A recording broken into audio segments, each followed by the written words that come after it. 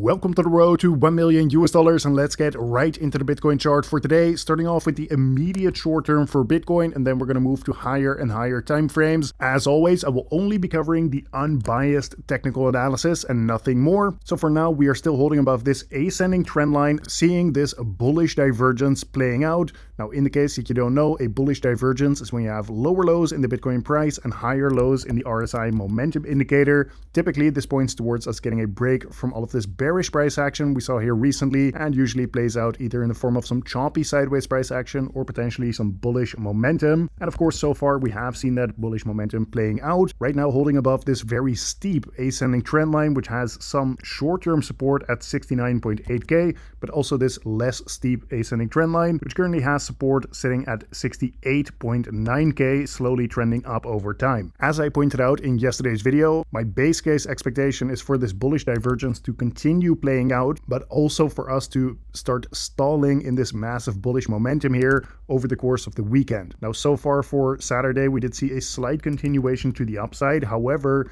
the bullish momentum has actually been weakening, and my base case expectation over the course of the weekend remains that we will be resetting this RSI back to around this 50 level here. The way the RSI resets is either by the price chopping sideways, in which case the RSI will reset down quite slowly, but if we get some bearish momentum, then the RSI will also reset down more quickly. Either way, as long as we are holding above this ascending trend line, then the base case expectation is simply that we're going to continue making higher highs and higher lows for Bitcoin here. If we see a break of this first ascending trend line, that will be a bit of a warning signal in the short term, but a bigger warning signal would be if we break below this ascending trend line. At that point, we will have to start looking at a bunch of liquidity to the downside to start being grabbed here. I will get to that slightly later on in this video in the liquidity analysis section. Next, taking a look at the 4-hour time frame. So far, we got a low and a higher low coming in here, so that is the start of a potential new uptrend in the short term. However, we need to see a break above this key area of resistance sitting at 71.5k. If we now see a break above this previous high, then we actually have a bullish structure on the lower time frames. And in the case that you don't know, there's also a bunch of liquidity to the upside to possibly come get grabbed. So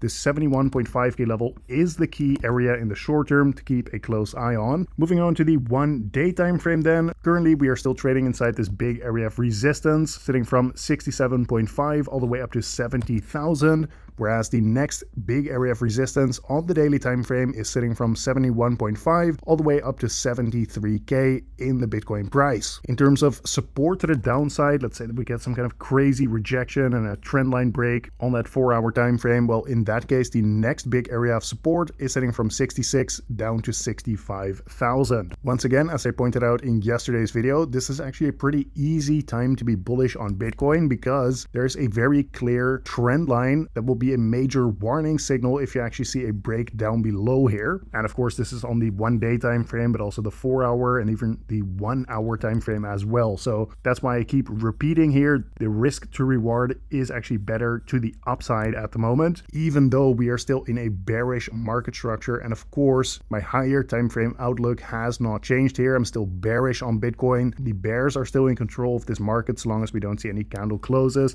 above 91.3k. So keep that in mind, guys. For now, in this video, I talked about the immediate short term here for Bitcoin. Once again, not expecting too much over the course of this weekend and basically just expecting a reset of that RSI on the 1-hour time frame. And yeah, technically just holding some ascending trend lines here, so that's all completely fine. But make sure to pay attention if you start to see warning signals show up, because the higher time frame structure is still bearish, making lower lows and lower highs. Let me just quickly draw that out so you know what I am talking about here. This is simply what you call a downtrend. And on top of that, if we zoom out all the way to the 1-week time frame, here we have two massive price targets. First of all, at 52,000, and even a price target all the way down at 45k in the Bitcoin price. So yes, even while we have some short-term bullish price action here, my perspective has not changed on this higher time frame and will not change so long as we don't see any candle closes above 87,000 in the Bitcoin price.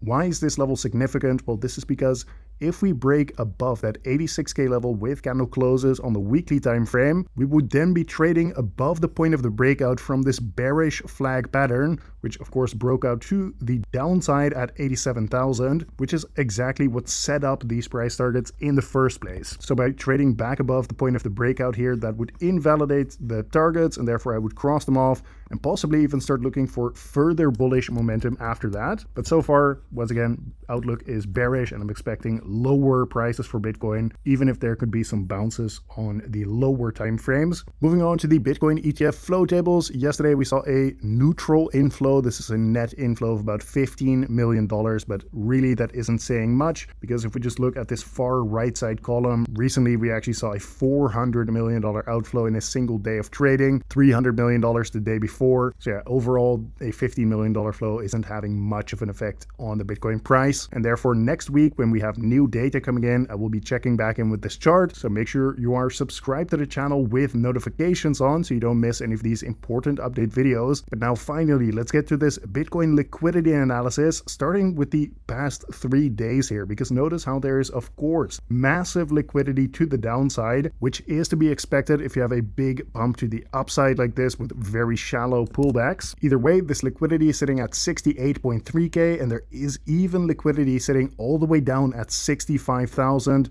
Little bit of liquidity at 66.5k as well. Now, should you be targeting a bunch of liquidity down here? The way I see it is no, because we haven't broken down below that ascending trend line, right? So therefore it makes more sense to actually be cautious about a possible further continuation to the upside instead of trying to short before you actually see a break of that trend line. Hopefully that makes sense for you guys. And let's say that we end up chopping sideways for another 24 hours or so and then break down. Well, guys, at that point, there's liquidity at 68.3k, 4k roughly, which is right here in the Bitcoin chart. So then, well, there's still a bunch of traders that are long with their stops just below this level of support. As someone who is in a short position, this is a very easy level to target. You're targeting slightly below this area of support and actually targeting the area where people are going to get liquidated on their longs, right? So you're trading against that liquidity, which could make sense in the short term, but that's of course not financial advice. Either way, my point is that for now, I think these people that have their liquidation right here are completely fine because we haven't broken down below that critical ascending trend line here. And this is where it gets interesting, because if we zoom out to the 1 month time frame, here we have massive liquidity to the upside. First of all, at 80,000, even at 85k, and a bunch of liquidity above 90,000 in the Bitcoin price. So if we come to this 4-hour time frame, then my expectation is if we break through this 71.5k level, it is quite likely that we are going to see a continuation to the upside, possibly even grabbing a bunch of liquidity at 80k. Now my point here being is that this 71.5k level is the important area to break before we can start looking for a bunch of liquidity to the upside to be grabbed. But something that I do like is that there is a bunch of room to the upside in terms of this RSI momentum indicator before we reach into deep overbought territory. And hopefully on this 1-hour time frame as well, if we can just reset this RSI slightly to the downside by just trading somewhat neutrally on Sunday, then once again there will be a bunch of room to the upside here in this RSI before we reach overbought territory once again. So this has been today's market update. Make sure to subscribe to the channel with notifications on so you do not miss any of these important update videos. But regardless, if you do end up subscribing or not, thank you for watching once again, and I will see you tomorrow in the next one.